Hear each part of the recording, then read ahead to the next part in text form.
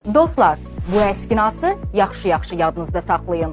Çünki ola bilər ki, gələcəkdə onun üzərində Benjamin Franklin yox, Donald Trump'ın şəkli olsun. Bəli, ABŞ-da iki konqresmen Brandon Gill və Troy Nehls yeni qanun layihəsi təqdim ediblər.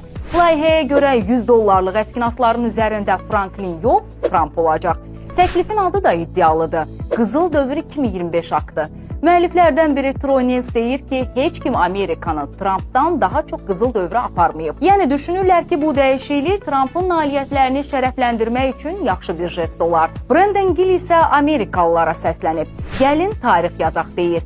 Yəni bəsdir Franklinin şəkli. Trump'ı qoyaq çağırış eləyir. İndi isə əsas sual, bu qanun qəbul olunacaqmı? Əgər qəbul olunarsa 2028-ci ilin dekabrın 31-dən sonra çap olunan bütün $100 əskinaslar Trump'ın şəkli ilə buraxılacaq. Bəs sizcə ABŞ buna gedərmi?